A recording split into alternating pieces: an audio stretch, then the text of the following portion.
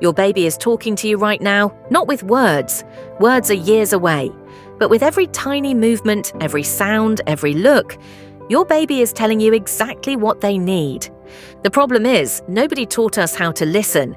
We were taught that babies cry when they need something, and that's true. But by the time your baby is crying, they've already been sending you signals for minutes, sometimes much longer. The cry is a last resort. It's your baby saying, "I've been trying to tell you and you didn't notice." Today, we're going to fix that. I'm going to show you 10 secret cues your baby uses to communicate, and what each one really means. Once you learn these, you'll feel like you suddenly speak baby, and trust me, that changes everything. Cue number 1, the rooting reflex. You touch your baby's cheek, and they turn toward your hand, mouth open, searching. This is called rooting, and it means one thing: hunger. Rooting is one of the earliest hunger cues. Your baby does this before they ever cry. If you see your baby turning their head side to side, opening their mouth, sticking out their tongue, or sucking on their fingers, they're telling you they're hungry. Don't wait for the cry, respond to the root. Cue number 2, the hunger fist. Watch your baby's hands. When a baby is hungry, they clench their fists. Tight little fists held close to the chest or face. Sometimes they'll bring those fists to their mouth and start sucking on them. This is one of the clearest early hunger signals. I call it the hunger fist. When those fists relax, when the baby opens their hands flat, that's often a sign they're full and content. Hands tell a story. Learn to read them. Cue. Number 3, the turn away.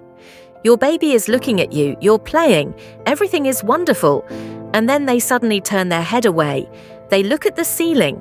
They close their eyes briefly. You might think they're bored or that you did something wrong. You didn't. Your baby is telling you they need a break. Babies get overstimulated quickly. Their nervous systems are immature. Too much noise, too much visual input, too much touch, and they need to reset. The turn away is your baby saying, "I need a moment." Honor it. Stop the stimulation. Let them rest their eyes. Give them quiet.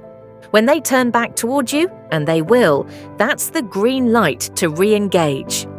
Cue number 4, the arch. Your baby suddenly arches their back dramatically, pushing away from you. This often happens during feeding or right after, and it's a red flag. Arching during or after feeding almost always means discomfort, usually gas, reflux, or digestive pain. If your baby arches while feeding, try burping them. If they arch consistently after feeds, talk to your pediatrician about reflux. A baby arching during calm moments, not feeding, can also mean they're overstimulated or uncomfortable from a position.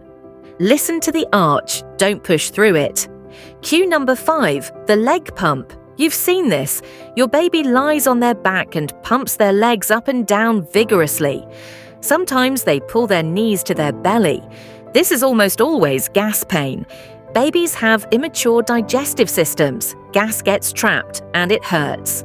The leg pumping is your baby literally trying to move that gas through their system. When you see leg pumping combined with a furrowed brow and a tense belly, your baby is uncomfortable. Help them. Bicycle their legs gently. Try tummy massage. Let them lie on their tummy with supervision. Cue number 6, the gaze lock. Your baby locks eyes with you and won't look away.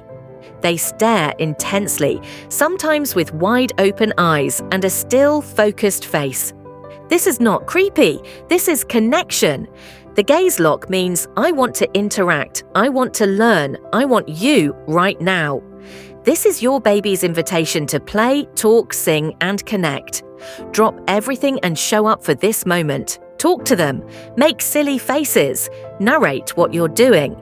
The gaze lock is one of the most powerful learning windows you have with your baby.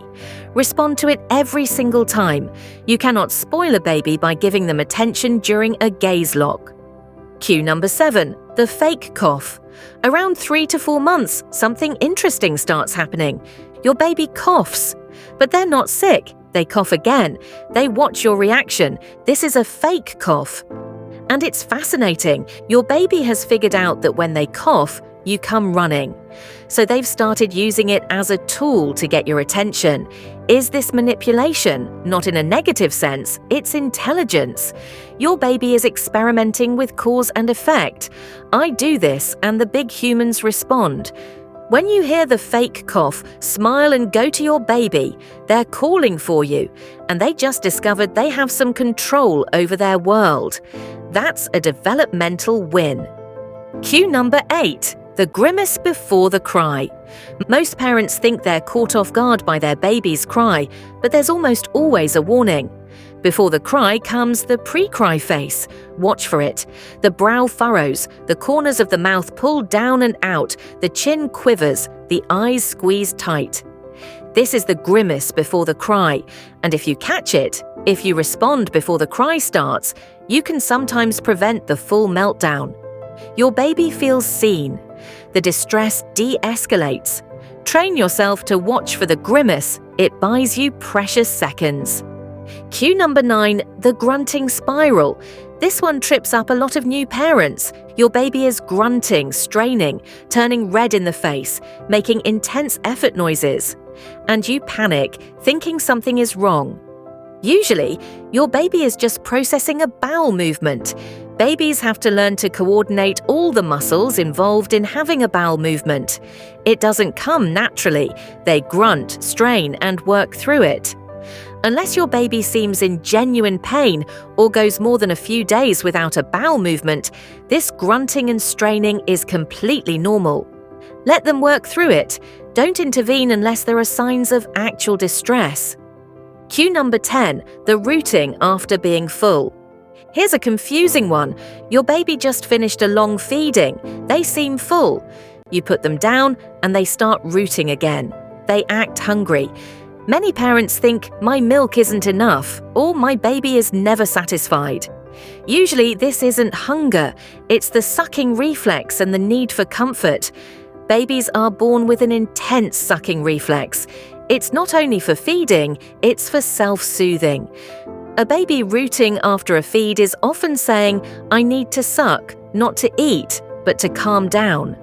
This is why pacifiers exist. This is why babies who are fully fed will still happily nurse for an extra 20 minutes. It's not hunger, it's comfort. Learn to tell the difference by the intensity.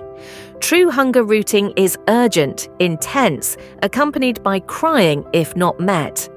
Comfort sucking is gentler, more rhythmic, and the baby seems content rather than distressed. Now let me pull this all together for you. Your baby has a language, a pre-verbal language built into their biology. These 10 cues are just the beginning. There are dozens more. Every baby also develops their own unique signals over time. But these 10 are the foundation. The rooting reflex, early hunger, the hunger fist, hunger before the cry, the turn away, overstimulation, need for a break. The arch, discomfort, usually digestive. The leg pump, gas pain. The gaze lock, invitation to connect and learn. The fake cough, attention-seeking, experimenting with cause and effect. The grimace, pre-cry warning. The grunting spiral, normal digestive processing. The post-feed rooting, comfort sucking, not hunger. Learn these. Post them on your refrigerator if you need to. Because here's what happens when you get good at reading these cues. Your baby cries less. Because they never have to escalate to crying, you caught the signal earlier. Your confidence grows. Because instead of feeling like you'll never understand this tiny human, you start to see the patterns. You start to feel competent. Your bond deepens. Because your baby learns, when I signal, they respond. That is the foundation of secure attachment. That is the root of trust. And your baby learns something profound about the world. My needs matter. I can communicate. And the people who love me are paying attention.